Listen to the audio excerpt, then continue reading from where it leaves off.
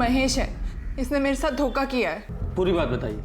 5 साल पहले मैं महेश को एक नोएडा की कंपनी में मिली थी, जहां हम साथ में जॉब करते थे। उसके बाद हमारे बीच में प्यार हुआ और हमने शादी कर ली। लेकिन 3 महीना पहले ही मुझे पता चला कि वो ऑलरेडी शादीशुदा है और उसकी 2 बेटियां भी हैं।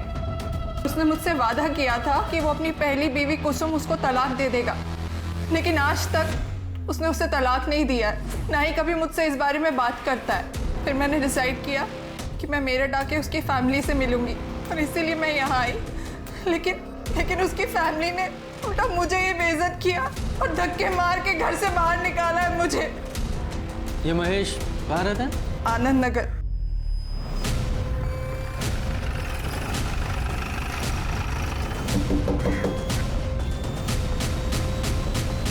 कोई है?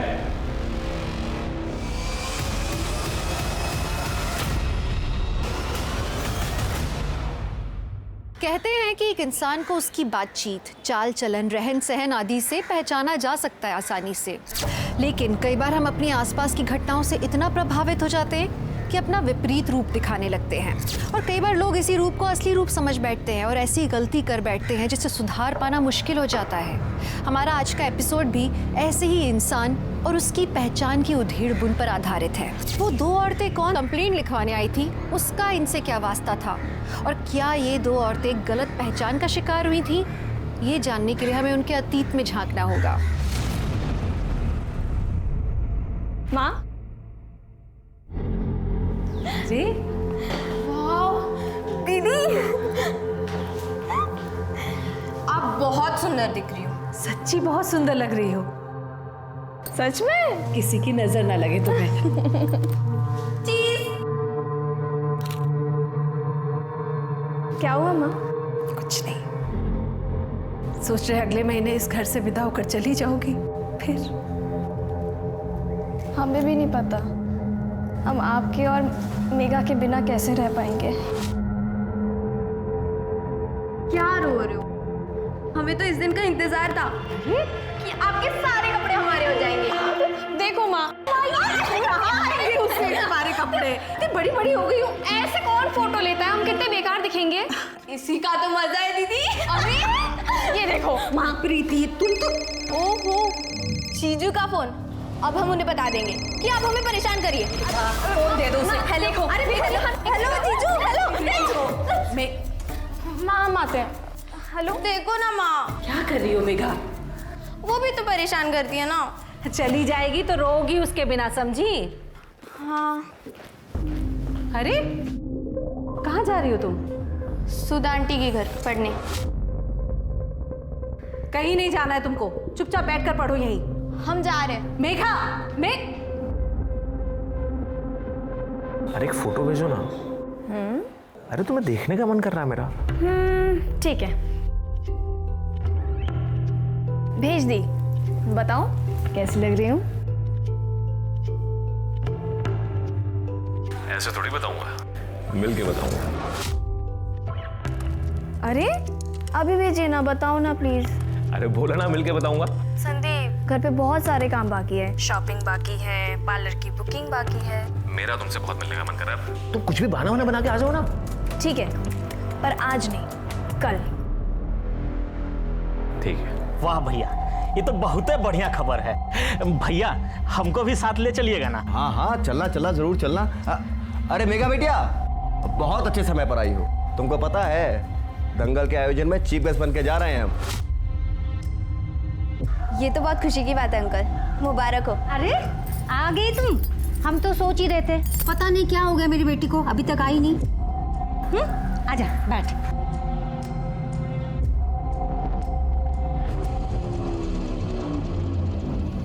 फिर से आलू की सब्जी? कोई दूसरी सब्जी बनानी नहीं आती है क्या? हमको कोई शौक नहीं आलू की सब्जी बनाने की। हाँ, घर में कोई सब्जी है नहीं और पैसा भी नहीं है हमारे पास। तुम्हें जितने मर्जी पैसे दे लो, लेकिन यही रोना रहता कि पैसा है नहीं। अच्छा, कितने पैसे देते हैं आप? 10,000? पढ़ाई लिखाई का खर्चा भी इसी पैसे में से निकालते हैं हम। हाँ तो हमारे पास नहीं है पैसे, सुन लिया? ये कहिए कि हमारे लिए नहीं है। वो नोएडा में जो रख रखी है ना सुमन, उसके लिए तो खूब पैसा है आपके पास। तमीज से बात करो, उससे हम शादी किए हैं, बीवी है हमारी। एक बीवी के होते हुए दूसरी बीवी नाजायज होती है। इतने तो पढ़े लिखे हैं आप, इतना तो जान। छोड़िए आपको, हम कह रहे हैं छोड़िए। तेरी जुबान बहुत चलने लगी है। छोड़ दीजिए, छोड़िए, बहुत चलने लगी है। छोड़िए उन्हें, छोड़िए। आप सिर्फ माँ को यहाँ पे मारने और उन्हें जलील करने के लिए आते हैं क्या? एक तो आपको बाबा कहते हो ना, शर्म आती मुझे। आप प्लीज यहाँ से चले जाइए। बहुत जुबान चल रही है तेरी। तू भी अपनी माँ के नक्शे कदम पर चल रही है क्या? अरे हमें कोई शौक नहीं है आने का। अपनी माँ से बोल के तलाक के कागजों पर दस्तखत करते चले जाएंगे यहाँ से। अपने जीते जी हम तलाक नहीं देंगे। सुन लीजिए, आप आपको जो करना है कर लीजिए। तू हाँ बेटी एक जैसे हो गए।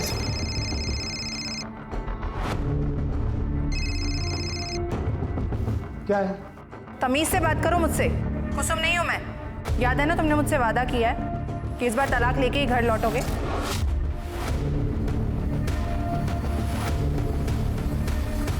अब मेरी 4 1 2 3 नहीं। मेघा चलो, खाना तैयार है। मेघा ने खाना खा लिया, और वैसे भी जो खाना तुम मुझे देती हो वो उसके हेल्थ के लिए बिल्कुल अच्छी नहीं है। हैं? क्या बोली तुम? हाँ, अब तुम हमको सिखाओगी कि बच्चा कैसे पाला जाता है? हाँ, अरे तुम्हें तो यहाँ तक भी नहीं पता कि बढ़ती बच्चे को कैसे पालना चाहिए, कैसा खाना खिलाना चाहिए। कितनी दुबली हो गई हमारी बेटी। हमारी बेटी क्या होता है? आराम से। मेघा हमारी बेटी है और हमारी ही रहेगी। और हाँ, अपनी हैसियत के हिसाब से इसकी परवरिश जैसी भी कर रहे हैं, अच्छी कर रहे हैं। आप लोगों को टेंशन लेने की कोई जरूरत नहीं है। देखा है हमने प्रीति को, इसलिए कह रहे हैं मेघा को हमें गोद लेने दो। तुम उसकी अच्छी परवरिश नहीं कर सकते हो। 15 साल से हम तुमको बोल रहे हैं। दोबारा इस घर में कदम रखा ना तो टांगे तोड़ देंगे तुम्हारी। समझी? हाँ, समझी? आराम से। बताते हैं तुमको। हाँ?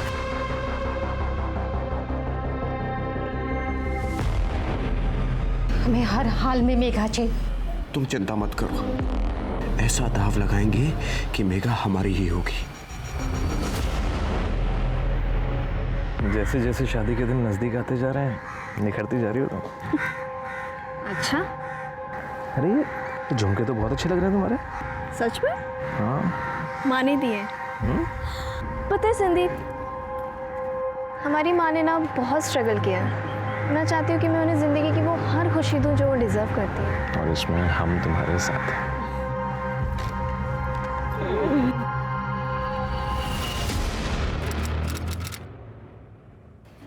तलाक पेपर पे साइन कर दो, इसी में सबकी भलाई है। तलाक? हाँ, हम तो तुमसे तलाक के लिए भी नहीं कह सकते, क्योंकि तुम्हारी शादी तो पहले से ही नाजायज है। चुप रहिए आप। ठीक है, सीधे सीधे बात करते हैं, कितने पैसे लोगी साइन करने के? क्यों मैडम, ये फिल्म नहीं है, असल जिंदगी है। एक बात कान खोलकर सुन लो, अपने जीते जी हम इन्हें नहीं छोड़ेंगे। जो करना है कर लो।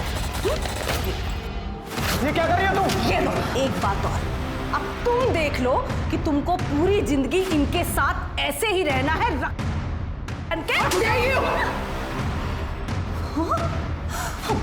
हाथ कैसे उठाई?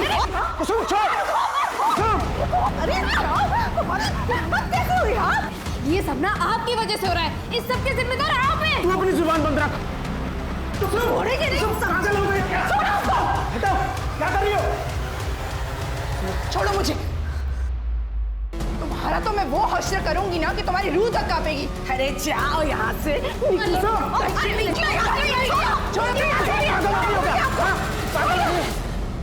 चल हट।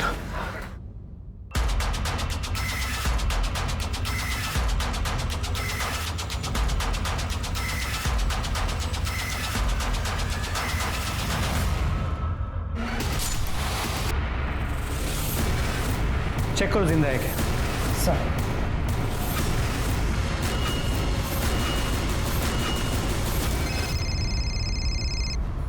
हाँ शर्मा, फॉरेंसिक टीम को बुलाओ, कार्रवाई शुरू करो, मैं पहुंचता हूँ। जी सर, पूरे घर को अच्छे से चेक करो।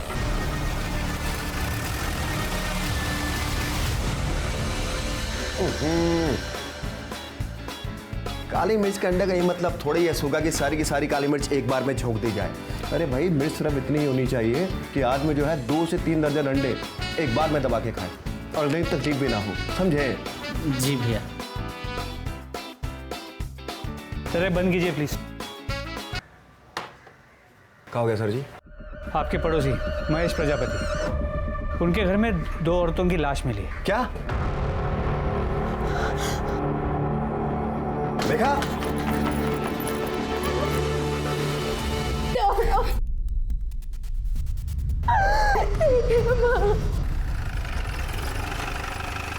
सब इस तरफ।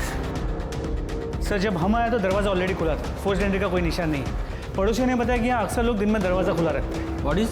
सर यहाँ सर ये महेश प्रजापति, इनकी बीवी कुसुम प्रजापति, बड़ी बेटी प्रीति। पर सर ये उनके पड़ोसी हैं।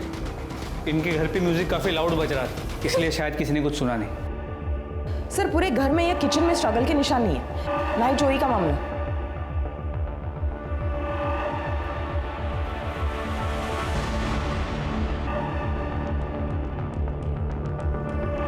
वैसे फिंगरप्रिंट्स उठाएं। जी सर।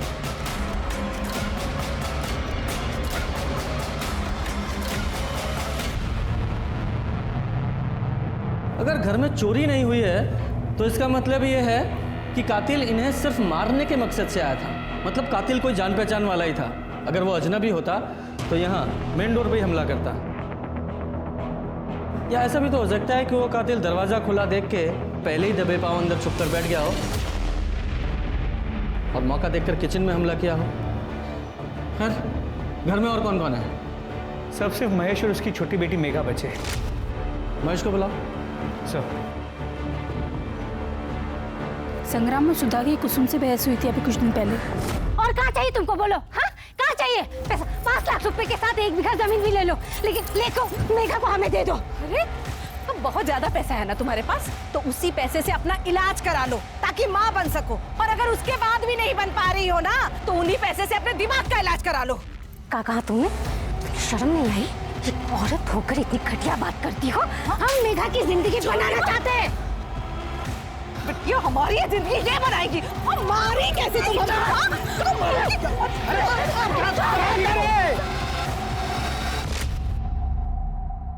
बेटा तुम्हें किसी पे शक है? कौन तुम्हारी मम्मी और बहन को मार सकता है? नहीं पता सर। अच्छा तुम कब से इनके घर पर थी? सुबह से। वो आज हमारी शादी की सालगिरह है ना, और मेघा को हम अपनी बेटी की तरह मानते हैं, इसलिए वो हमारे साथ हमारे घर पर ही थी। आज आप दोनों ने आसपास कुछ ऐसा अनयूजुअल देखा या सुना? जरा याद करके बताइएगा, क्योंकि एक छोटी सी इन्फॉर्मेशन हमारे लिए बहुत काम की हो सकती है। नहीं सर। और आप भी घर पे ही थे? नहीं सर, हम तो अखाड़े में थे जी। आपके आने से तकरीबन आधा घंटा पहले तो आए थे हम। सर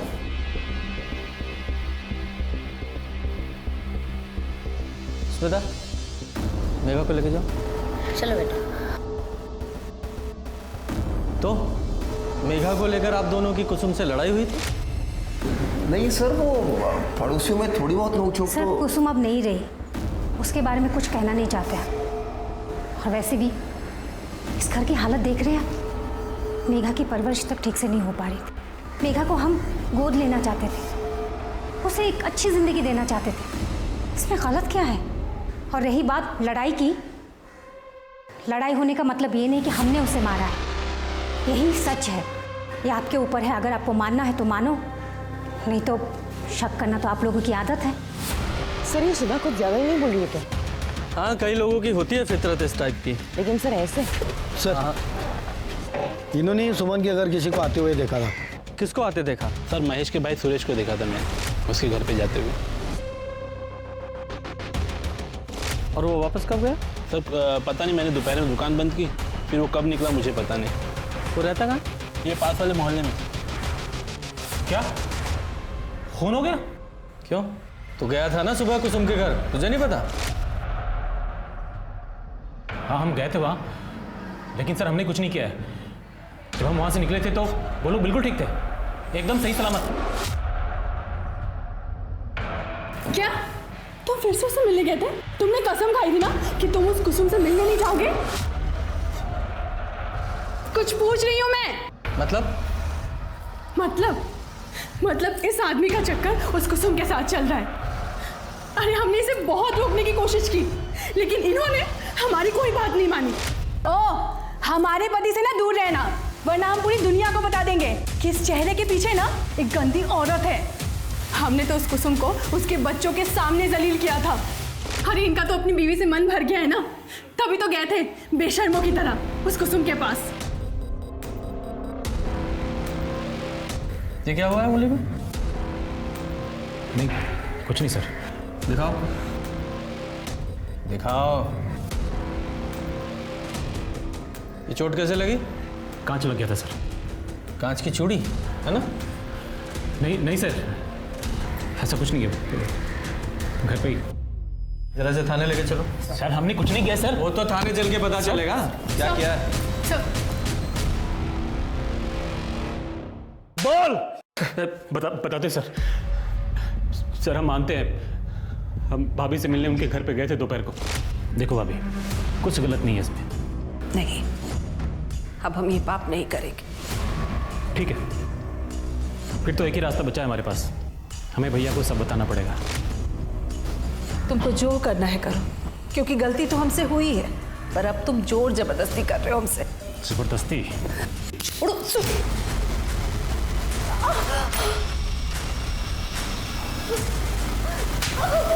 मुंह तोड़ दूंगा तुम्हारा। छोड़ो मुझे, छोड़ दो मुझे, छोड़ दो मुझे। चाचा जी छोड़िए नहीं। चाचा जी आप जाइए यहाँ से। इसके पहले चाचियाँ मेरी माँ को कुछ उल्टा सीधा बोले। बहुत गलत कर रही हो तुम, पछताओगे।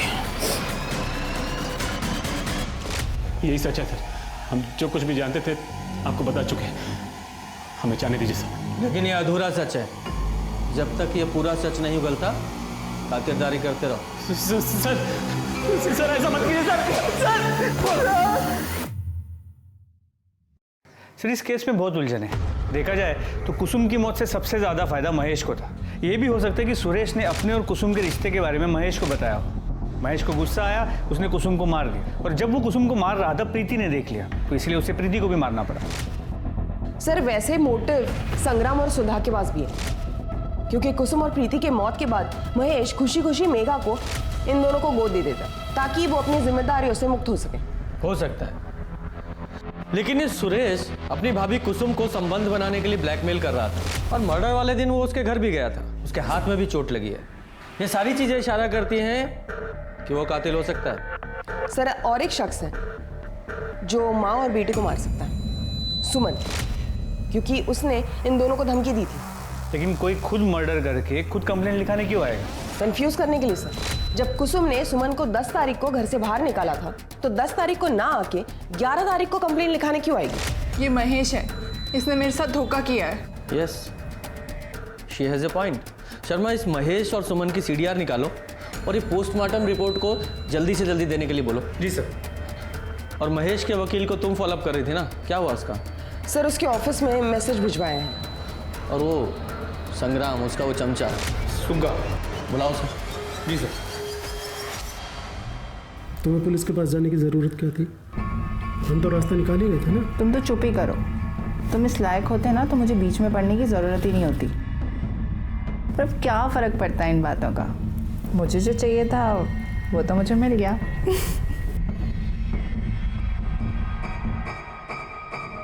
हाँ तो सुग्गा। जी साहब। अपने मालिक संग्राम के साथ सुना है बहुत उड़ रहा है तू? नहीं साहब। देख, सच बोलेगा तो बचा रहेगा, अगर झूठ बोला पर गाड़ देंगे तेरे। ठीक है साहब। तो ये बता, एक कुसुम और प्रीति के मर्डर में संग्राम सिंह का कितना हाथ है? साहब हमें नहीं पता साहब, लेकिन संग्राम दादा किसी का मर्डर नहीं कर सकते साहब। और सुधा? साहब वो जुबान की तेज़ हैं, लेकिन वो भी किसी को नहीं मार सकती साहब। वो तो हम पता लगा ही लेंगे किसने मारा है, लेकिन मुझे पता चला कि तूने झूठ बोला है, तेरा वो हाल करूंगा कि तू सोच नहीं सकता। सर, कुसुम और प्रीति की पोस्टमार्टम रिपोर्ट। दोनों को दोपहर 3:30 से 4:30 के बीच मारा गया है।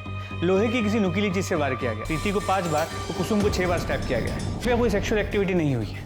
इसका मतलब कातिल सिर्फ और सिर्फ मारने के मकसद से आया था, और जिस तरह से मारा गया काफी गुस्से में था। लेकिन वो किसे मारने आया था, कुसुम को या प्रीति को? वो मर्डर वेपन कौन सा है?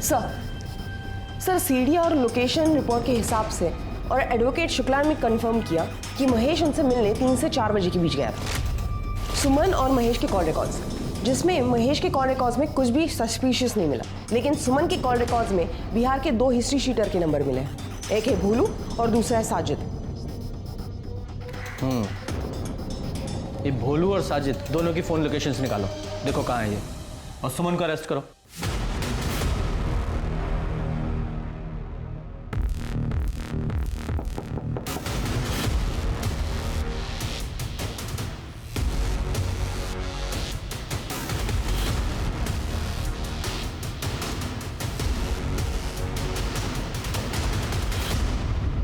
तुम्हारे सीडीआर और भोलू और साजिद के फोन लोकेशन से पता चला है कि वो दोनों कॉन्ट्रैक्ट किलर भी सेम डे यहाँ मेरठ में ही थे। देखिए, मैं आपको सब सच सच बताती हूँ सर। मैं महेश की लीगल वाइफ बनना चाहती थी और इसीलिए मैंने भोलू और साजिद को कुसुम को मारने की सुपारी दी थी, लेकिन बाद में मैंने अपना इरादा बदल दिया था। देखिए, मुझे लगा कि अगर इन्वेस्टिगेशन हुआ और मैं पकड़ी गई तो पूरी ज़िंदगी मुझे जेल में रहना पड़ेगा और मैं महेश से तो कभी मिल ही नहीं पाऊंगी। इसलिए मैंने सोचा कि मैं केस कर कर उस पर प्रेशर बनाती हूँ। मैं आपके पास पुलिस कंप्लेंट भी लिखाने आई थी और इसके बावजूद भी अगर वो कुसुम को तलाक नहीं देता तो मैं केस वापस लेने के नाम पर नोएडा वाला घर अपने नाम करा लेती। देखिए, इतना तो मेरा हक बनता है ना सर। तुम्हारा पुलिस में कंप्लेन करना और उन कॉन्ट्रैक्ट किलर का यहाँ मेरठ में मौजूद होना, टाइमिंग इतनी अच्छी है ना कि तुम्हारी बातों पर यकीन करने का दिल ही नहीं कर रहा है। जब तक सच्चाई पता नहीं लग जाती आप कस्टडी में रहेंगे। सर, मेरी बात पे यकीन कीजिए, मैंने बिल्कुल भी झूठ नहीं बोल रही हूँ सर। मैंने कुछ नहीं किया, मैंने किसी को नहीं मारा। थोड़ा सा खा लो कुछ। छोटी माँ, अब सब खत्म हो गया। बेटा, ऐसा नहीं बोलते। हम हैं ना, हम हैं तुम्हारे साथ। हमारे होते हुए तुम्हें किसी चीज की चिंता नहीं करनी चाहिए। शर्मा, ये भोलू और साजिद का क्या हुआ? सर, खोज जारी है। पर मुझे एक बात खटक रही है, ये सुमन के पास कुसुम को मारने का मोटिव था और उसने उन कॉन्ट्रैक्ट किलर को उसकी सुपारी भी दी थी, लेकिन ये प्रीति का क्या? उसे क्यों मारा गया? उसकी शादी होने वाली थी, कहीं ऐसा तो नहीं कि उसके किसी पुराने आशिक ने या फिर एक तरफा प्यार करने वाले ने कांड किया हो? मुमकिन है सर। प्रीति की सीडीआर और उसकी फोन लोकेशंस निकालो, और हाँ, उसके मंगेतर से भी बात करो। सर, तब तक हम महेश और मेघा से बात करके आते हैं। चलो। जी सर। प्रीति और उसकी माँ को कौन मार सकता है? तुम्हें किसी पे कोई शक है? कोई पुराना आशिक या कोई वन साइडेड अफेयर? सर, प्रीति का मुझसे पहले कोई बॉयफ्रेंड नहीं था, और सर जहाँ तक उसकी फैमिली को जानता हूँ मैं, उनका भी कोई दुश्मन नहीं था सर। 11 तारीख को तुम कहाँ थे? जब हम इन्वेस्टिगेशन के लिए वहाँ आए थे तुम हमें मिले नहीं। सर, मुझे ना देर शाम को पता चला, और जब मैं वहाँ गया तो वहाँ कोई नहीं था। हम मौका वारदात से गए थे, शहर छोड़ के नहीं। तुम चाहते तो हमें पुलिस स्टेशन आके मिल सकते थे। कुछ छुपा तो नहीं रहे हो? मैं क्या छुपाऊंगा सर, मैं तो खुद टूट चुका हूँ सर। जब तक ये केस सॉल्व नहीं होता शहर छोड़ के मत जाना। सर, हमें इस बारे में कोई जानकारी नहीं है। हम ज़्यादातर समय नोएडा में ही रहते हैं। और आपको कुछ पता है बेटा? नहीं सर, हमें भी नहीं पता। प्रीति दीदी माँ से ही अपनी बातें शेयर करती थी और हमारी इस बारे में कोई बात नहीं हुई है। कोई और ऐसा हो जो मेघा, मेघा चल, तेरे लिए हलवा बनाया है। माफ़ कीजिएगा सर, इसके एग्ज़ाम से उसे पढ़ना भी है। चल चल जा बेटा। ठंडा हो जाएगा तो तुझे बिल्कुल पसंद नहीं। जी, ये सुधा जी है, हमारी पड़ोसी। मेघा का बेटी की तरह ख्याल रखती है। सर, मुझे लगता है सुधा के हाथों ही मर्डर हुए होंगे। देखा ना आपने, जैसे ही हम पहुंचे वो भी आ गई। उस दिन भी उसने जानबूझकर मेघा को अपने घर पे रखा ताकि वो प्रीति और कुसुम को मार सके। पूजा, एक काम करो, अपने कांस्टेबल को सिविल यूनिफॉर्म में इस मोहल्ले पे निगरानी पे लगा दो। जैसे ही कुछ अनयूजुअल दिखा उठाएंगे इनको। सर,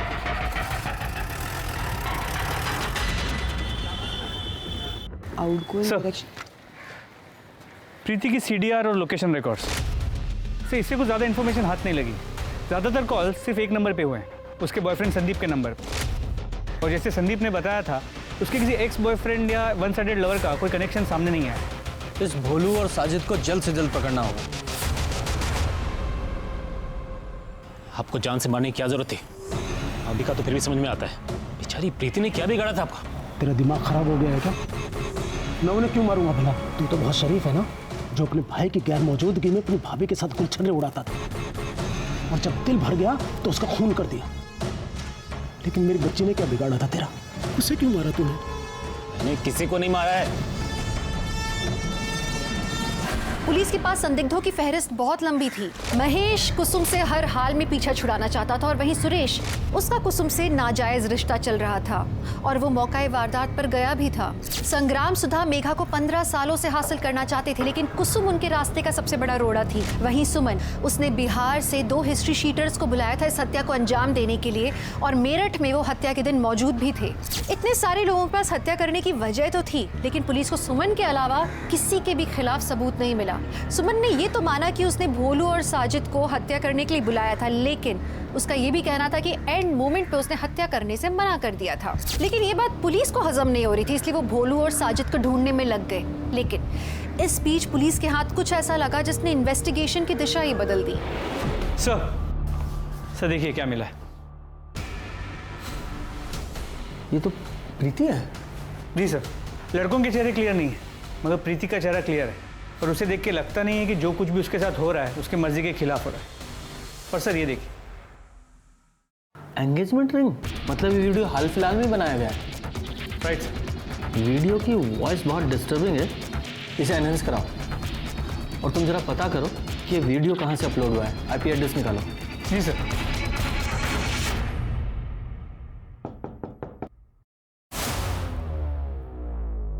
जी बोलिए। पंकज यहीं रहता है? हाँ, मैं पंकज की मम्मी हूँ। जरा बुलाइए उसे। वो तो अपने दोस्तों के साथ दिल्ली गया हुआ है। कब गया? ये कुछ 11 अक्टूबर को। आपके बेटे ने एक लड़की का अश्लील वीडियो अपलोड किया है। क्या? ऐसा नहीं हो सकता। कंप्यूटर जब्त कर लो, और जिन दोस्तों के साथ तो दिल्ली के उनकी डिटेल्स दीजिए मुझे। सर, पंकज के कंप्यूटर में कोई और अश्लील वीडियो नहीं मिला, और उसका फोन अभी भी स्विच ऑफ है। यानी कि उसे पता था कि हम उस तक पहुंचने की कोशिश जरूर करेंगे, इसीलिए सब कुछ डिलीट किया और गायब हो गया। तोड़ो उसे। सर, हमने उस अश्लील क्लिप के ऑडियो को एनहांस किया, ये सुनिए। यार ये संदीप बार-बार कॉल क्यों कर रहा है? संदीप, सर मेरी बात तो सुन लीजिए सर एक बार प्लीज। अरे मैंने नहीं मारा सर उसे, सच बोल रहा हूँ, मैंने नहीं मारा सर। वो सुभाष ने मारा होगा सर। कौन सुभाष? सुभाष पांडे सर, सुभाष पांडे दोस्त है सर मेरा। अभी कुछ दिन पहले सर 1 लाख रुपए उधार लिए थे उससे, और टाइम पे वापस नहीं दे पाया सर मैं। तो फिर सर वो सुभाष ने ना एक प्लान बनाया सर, और जब मैं प्रीति के साथ सर पार्क में बैठा था ना सर, तो वो वहाँ आया सर। फिर आज फिल्म देखने चलो। चलते हैं ना, काफी दिन हो गए। चलो रास लीला करने के लिए यहाँ तेरे पास पैसे हैं, और हमारा पैसा चुकाने के लिए तेरे पास पैसे नहीं है। भाई हम तुम्हारा पैसा लौटा देंगे, बता रहे हैं हम। कुछ दिन का मोहलत दे दो। भाई मेरी बात भाई मेरी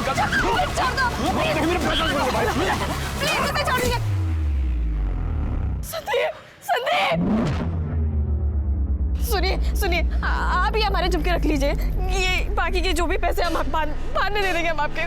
प्लीज हमें माफ कर दीजिए, प्लीज। संदीप तुझसे तो मुझे कुछ और ही चाहिए। नहीं, छोड़ो मुझे,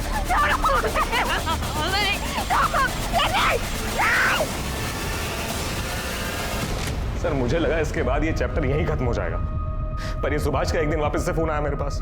उसने मुझे बताया कि सर सुभाष का और प्रीति का इसके किसी दोस्त पंकज ने एक वीडियो बना लिया, और अब ये पंकज प्रीति का फायदा उठाना चाहता है, नहीं तो वो वीडियो वायरल कर देगा वो। सर मैंने उसे मना किया कि भाई मत कर ये सब, लेकिन उसने उसके बाद सर फिर मुझे पैसों का लालच दिया सर। तो फिर मैंने प्रीति से बात की सर।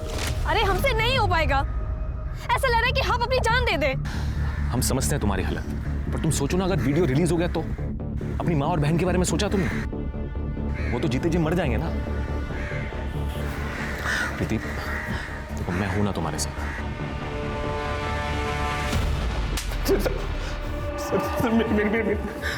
शर्म नहीं आई तुझे अपनी ही मंगेतर के साथ इतना घिनौना काम करते हुए? Sorry sir. सच तो यह है तू उससे शादी ही नहीं करना चाहता था, इसलिए उसे मार दिया। प्रीति को मारते हुए तुझे उसकी माँ कुसुम ने देख लिया तो तूने उसे भी मार दिया। सर मैंने नहीं मारा सर किसी को, मैं कितनी बार बताऊं सर, जो सच था बोल दिया आपको सर। हमने कुछ नहीं किया सर। संदीप मेरे पैसे नहीं लौटा रहा था तो हमने संदीप से पैसे के बदले प्रीति के साथ एंजॉय करने की बात कही और वो मान भी गया, लेकिन तभी पंकज ने वीडियो बना लिया और उसके बाद प्रीति हम दोनों को एक साथ देखकर शॉक हो गई थी। ये सब तुम्हारा प्लान था ना? देखो ऐसा है, संदीप को पता चलेगा तो वो तुम्हें छोड़ेगा नहीं। ये सब उसी का किया हुआ प्लान था। पहली बार बेहोश नहीं हुआ था, बेहोशी का नाटक कर रहा था। नहीं तुम झूठ बोल रहे हो। ये सुनो, देख मैं ना बेहोशी का नाटक करूंगा और तू अपना काम कर लियो, इसके बाद तेरा मेरा 1 लाख का हिसाब बराबर। तो तूने उसे इसलिए मार दिया कि अब वो तेरे हिसाब से नहीं चल रही थी, या फिर इसलिए कि वो हमारे पास आने का सोच रही थी? ऐसा कुछ नहीं है सर, मेरा यकीन कीजिए, हमने किसी को नहीं मारा। जरूर पंकज ने मारा होगा, वो बहुत सनकी आदमी है सर। तोड़ते रहो इसे। हमने कुछ नहीं किया सर। ये संदीप और सुभाष दोनों को कस्टडी में रखो और दोनों की कॉल लोकेशंस और फोन लोकेशंस निकालो। कुसुम के घर में जो फिंगरप्रिंट्स मिले हैं वो इन दोनों के फिंगरप्रिंट से मैच करा के देखो। और ये पंकज, उसका कुछ पता चला? सर उसका लोकेशन ट्रेस हो गया, उसने कल अपना फ़ोन ऑन किया था, वो दिल्ली में नहीं मुंबई में। लोकल पुलिस को कांटेक्ट किया है, होपफुली जल्दी पकड़ लेंगे। वेरी गुड शर्मा, एक बार ये पंकज हाथ में आ गया ना तो सच्चाई तक पहुंच सकते हैं। भरोसा और समर्पण किसी भी रिश्ते की नींव होते हैं। प्रीति संदीप के लिए समर्पित थी, लेकिन संदीप ने प्रीति के भरोसे का फायदा उठाया और उसे घिनौने दलदल में धकेल दिया। सो पुलिस की फहरिस्त में प्रीति का मंगेतर संदीप, उसका दोस्त सुभाष और पंकज का नाम जुड़ चुका था। संदीप और सुभाष तो गिरफ्तार हो चुके थे, पुलिस उनसे सच उगलवाने में लगी थी, लेकिन पंकज अभी तक पुलिस की गिरफ्त से बाहर था। लेकिन एक कामयाबी पुलिस के हाथ लगी, उनके हाथ भोलू और साजिद लग गए। सुमन ने कबूल किया है कि उसने तुम दोनों को कुसुम को मारने की सुपारी दी थी और तुम दोनों ने कुसुम और प्रीति दोनों को मार दिया। नहीं साहब, हमने मारा नहीं साहब, वो औरत झूठ बोल रही है साहब। फिलहाल तो हमें कुसुम को मारने की सुपारी मिली थी साहब, फिर मैडम ने यह भी कहा था कि कॉन्ट्रैक्ट कैंसिल कर दो, लेकिन हमने पहले ही बताया था हमारे धंधे में पैसे वापस नहीं होते, तो उन्होंने हमें पैसे दे दिए साहब। कहानी अच्छी है तुम्हारी, चलो देखते हैं कि थोड़ी और मार खाने के बाद तुम्हारी सच्चाई बदलती है वही रहती है। थोड़ा जरा साहब नहीं साहब, साहब सुनो साहब, साहब नहीं साहब।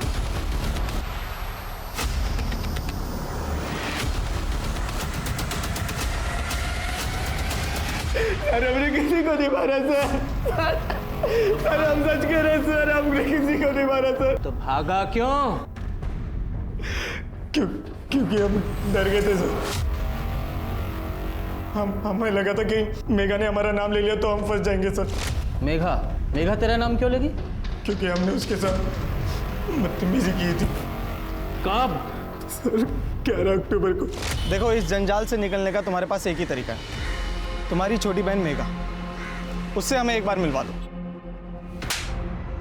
हमारी बहन के नजदीक भी मत जाना, क्योंकि अगर तुमने ऐसा किया ना तो इस बार हम पक्का पुलिस के पास चले जाएंगे, समझे तुम? इसलिए गुस्से में आके हमने प्रीति का MMS अपलोड कर दिया सर। और फिर हाथ मत लगाओ, अगली बार परेशान करने की कोशिश की ना तो हम पुलिस में कंप्लेन कर देंगे। अरे सुनो, तुम हमारी बात कितने दिनों से। छोड़ो हमें। अरे छोड़ो। हम डर गए थे सर, हमें लगा मेघा ने अगर घर वालों को या आपको हमारे बारे में बता दिया तो इसलिए हम घर छोड़ के भाग गए थे सर, लेकिन हमने किसी को मारा नहीं है सर। इससे सर पूरा सच उगलवाओ। सर नहीं सर, हमने किसी को नहीं मारा सर। बेटा, तुम्हारे साथ किसी ने बदतमीजी करने की कोशिश की थी? देखो बेटा, झूठ मत बोलना, क्योंकि जिसने बदतमीजी की थी उसने खुद हमारे सामने कबूला है। हाँ। तो ये बात तुमने पहले क्यों नहीं बताई? डर गई होगी, समाज में लोग तरह तरह की बातें करते हैं, भूल गई। आप समझदार हैं ना, तो फिर हमारे काम में दखलंदाजी क्यों कर रही हैं आप?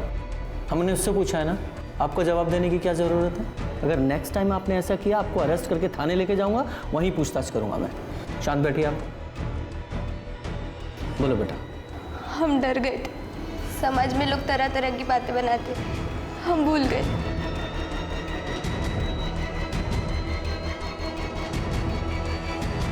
तो मुझे लगता है कि मेघा बहुत कुछ जानती है, सुधा के डर से हमें बता नहीं रही। सर इसके पहले भी हम मेघा से बात करने गए थे, लेकिन सुधा ने पढ़ाई का बहाना बना के मेघा को अंदर लेके गई थी। हेलो, ठीक है।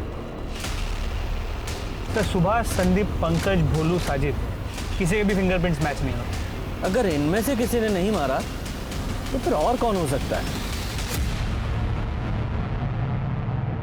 राम राम संग्राम। अरे राम राम चाचा जी, राम राम राम राम। भाई क्या बात है, आजकल अखाड़े नहीं जा रहे हो?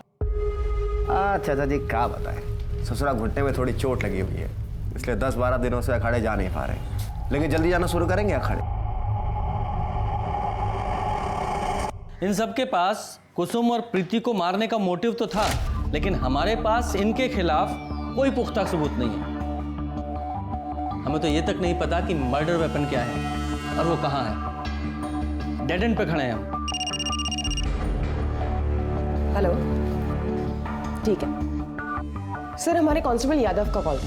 वो कह रहा है कि संग्राम की घुटने पे चोट लगी हुई है, इसलिए पिछले 10-12 दिनों से वो अखाड़ा नहीं गए। इसका मतलब है वो हमसे झूठ कह रहा था कि 11 अक्टूबर को वो अखाड़ा गया था। और आप भी घर पे ही थे? नहीं सर, हम तो अखाड़े में थे जी। मतलब ये फैमिली कुछ छुपा रही है। याद है ना, जब इस फैमिली से हमने पूछा था वो मेघा के खरीदने वाली बात, तो ये सुधा तो कॉन्फिडेंट थी, लेकिन ये संग्राम नहीं। लेकिन सिर्फ शक की बिना पर, बिना सबूत के हम कुछ नहीं कर सकते। पूछताछ करने के लिए हमें इसे अरेस्ट करना पड़ेगा। लेकिन सर, किस बिना पर? फेक चार्जेस लगाते हैं, लेकिन हम उसे 24 घंटे से ज्यादा कस्टडी में नहीं रख सकते। शर्मा, आज फ्राइडे है ना? जी सर। आज इसे अरेस्ट करो। कल सैटरडे और संडे कोर्ट बंद रहेगा, मंडे से पहले जमानत नहीं मिलेगी। समझ गया।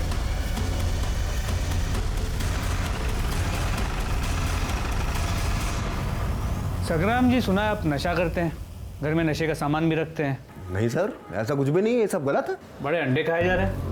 सुना है नशा करने वालों को भूख बहुत लगती है। एक खुराक है हमारी सर। घर की तलाशी लो। अरे अरे रुकिए आप ऐसे कैसे जा सकते हैं? घर का कोना कोना चेक करिए जल्दी।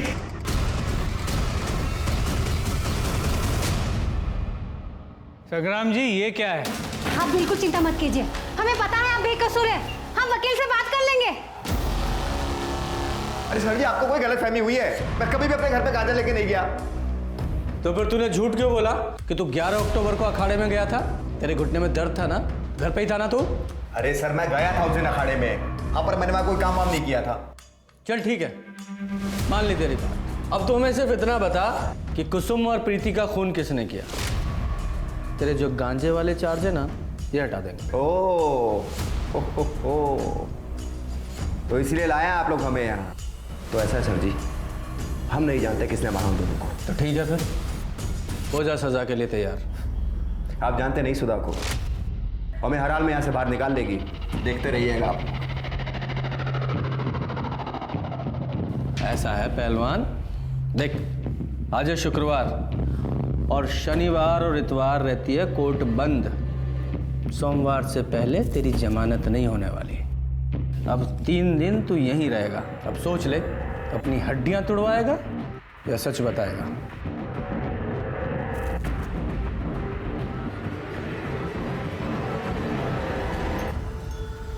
सर, लगता नहीं कि ये संग्राम इतनी आसानी से टूटेगा। पर इसे तोड़ने का कोई तरीका तो खोजना पड़ेगा ना। सर, मैंने एक चीज ऑब्जर्व की, जब जब हम संग्राम से मिलने जाते हैं, या तो वो खाता होता है या उसके पास खाने का बहुत सारा सामान पड़ा होता है।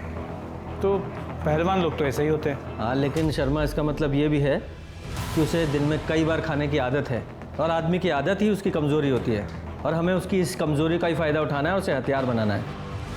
इस संग्राम का खाना बंद कर दो, भूखा रहेगा, अपने आप टूटेगा और सारी सच्चाई उगलेगा। सर, अब तक मुंह नहीं खोल रहा। तो क्या करें, कोई इलाज ढूंढना पड़ेगा इसका, अदरवाइज। संग्राम जी के लिए खाना लाए। क्या हम अपने पति से मिल सकते हैं? जी नहीं, आप उनसे नहीं मिल सकती।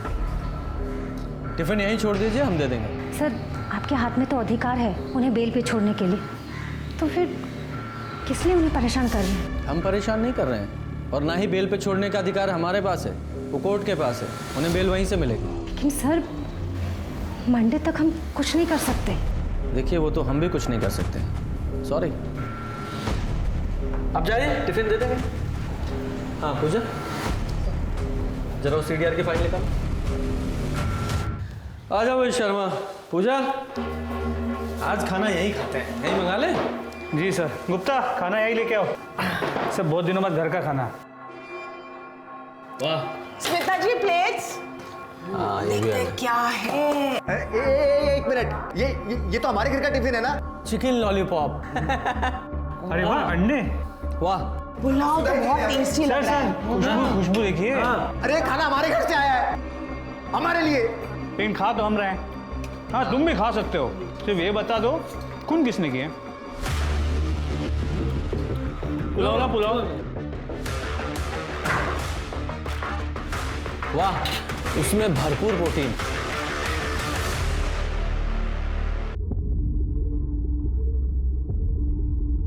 मैडम। फिर सुधा जी, आप टिफिन लेके आ गई? जी सर। अच्छा हुआ, कल का खाना बहुत अच्छा था।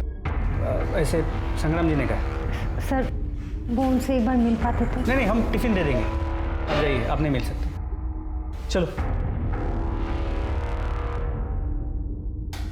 वाह वाह वाह, आज फिर चिकन। बाबा। वैसे संग्राम जी, आपकी बीवी खाना बहुत अच्छा बनाती है। अरे भाई जल्दी, आज क्या है आज? Sir, chicken biryani, chicken curry और ये दाल मखनी। एक काम करो शर्मा। हाँ। अरे पहलवान के घर से खाना आया है, 2 दिन हो गए कुछ खाया नहीं, थोड़ा सा भाई को भी दो। ये लो पहलवान, खा लो, घर का खाना है। बस इतना सा? अरे नहीं खाना मैं। सर, लगता नहीं कि संग्राम कुछ बताने वाला है, या फिर ये भी मुमकिन है उसे सच में कुछ पता ना हो। सिर्फ आज रात का डिनर बचा है। कल सुबह नाश्ते के साथ सुधा बेल के पेपर्स भी ले आएगी। शर्मा, एक आखिरी दाव चल के देखें? चलो। अरे शर्मा, अरे भाई जल्दी खाना लाओ, भूख लगी है। लाया सर। शर्मा जल्दी खोलो, भूख लगी है। सर, आज फिर से चिकन। आहा, बिरयानी, वाह। खुशबू तो बहुत अच्छी आ रही है।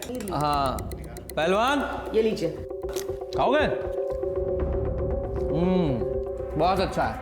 सर जी, हम आपको सब कुछ सच से बता देंगे, लेकिन पहले हमें पूरा टिफिन दीजिए खाने के लिए। पहले स्टेटमेंट, फिर खाना।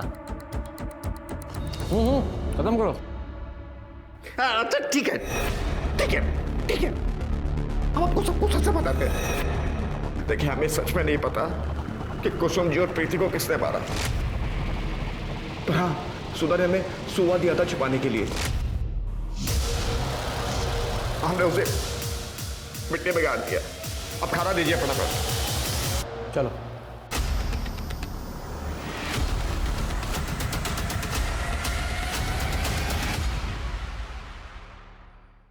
अब बचने का कोई चांस नहीं है।